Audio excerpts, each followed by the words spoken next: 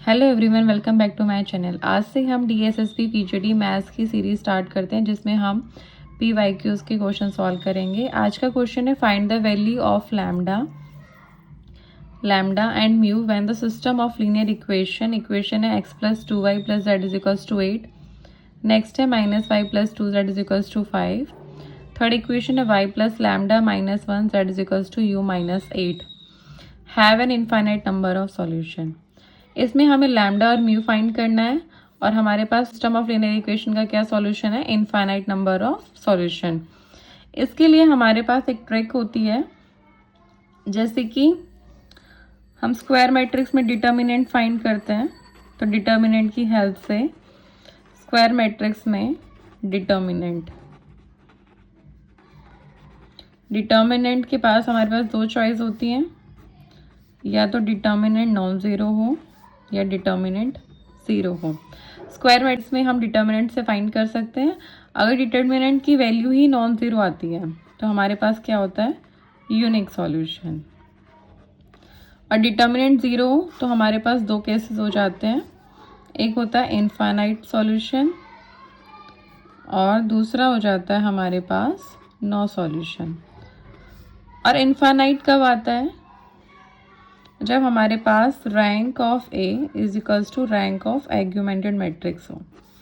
अब इस क्वेश्चन में तो हमें गिवन है कि इनफाइनाइट नंबर ऑफ सॉल्यूशन है, तो हम इसी का यूज़ करेंगे। तो हमारे पास आ जाएगा कि हाँ भाई, लैम्डा और म्यू की वैल्यू क्या है। तो हमें क्या बनाना है, आर्गुमेंटेड मैट्रिक्स बनानी है। तो आर्गुमेंटेड मैट्रिक्स हम इस इक्वेशन की हेल्प से बनाते हैं। तो देखो क्या आर्गुमेंटेड मैट्रिक्स, तो हम क्या लिख सकते हैं आर्गुमेंटेड मैट्रिक्स में, इनके कोफिशिएंट्स लिखने हैं हमें यहाँ पर, जैसे 1 2 1, और जो इजिकल्स टू में है उसे हम कैसे लिखेंगे, इस तरीके से डॉट करके 8। सेकेंड इक्वेशन में x की वैल्यू तो 0 है और y का कोफिशिएंट -1 है और z का कोफिशिएंट 2 है। तो यहाँ पर क्या आ जाएगा, 0 -1 2 किसके इक्वल, 5 के। थर्ड इक्वेशन की हेल्प से भी हम क्या लिख सकते हैं, x की वैल्यू 0 है, y का कोफिशिएंट 1 और इसका कोफिशिएंट लैम्डा -1 किसके इक्वल है, म्यू -8 के। ठीक है। अब हमें इसमें ये गिवन है कि इसका डिटर्मिनेंट 0 होगा और या हमारी rank of A = rank of augmented matrix आएगी।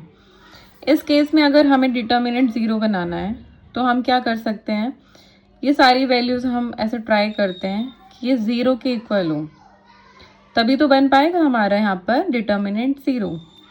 तो हम यहाँ पर ऑपरेशन लगाएंगे। क्या ऑपरेशन लगाएंगे, अब मुझे इसे 0 बनाना है, इसे 0 बनाना, क्योंकि हमारे पास कंडीशन है कि इनफाइनाइट नंबर ऑफ सॉल्यूशन है। तो रैंक ऑफ A और rank of augmented matrix equal होगी। तो हम ऑपरेशन लगाएंगे R3 में, R3 + R2। अगर मैं R3 में R2 को ऐड करूँगी तो ये 0 हो जाएगा। तो हमारा स्टेप क्या हो जाएगा, 1 2 1, ये तो सेम रहेगा। हमारा ऑपरेशन जिसमें लगेगा सिर्फ वही वैल्यूज़ चेंज होती हैं। तो यहाँ पर क्या आ गया, 0 + 0 -1 + 0। तो यहाँ पर क्या आ गया, लैम्डा -1 + 2 और यहाँ पर क्या आ गया, u -8 + 5। ठीक है। यहाँ पर क्या आ गया हमारा 0 और यहाँ पर लैम्डा -1 + 2 हो गया और u -8 + 5, हमने क्योंकि R3 और R2 को ऐड किया है। अब इसको मैं ऐसे लिख सकती हूँ, 1 2 1 8 0 -1 2 5 0 0 लैम्डा +1 और ये क्या हो गया, म्यू -3।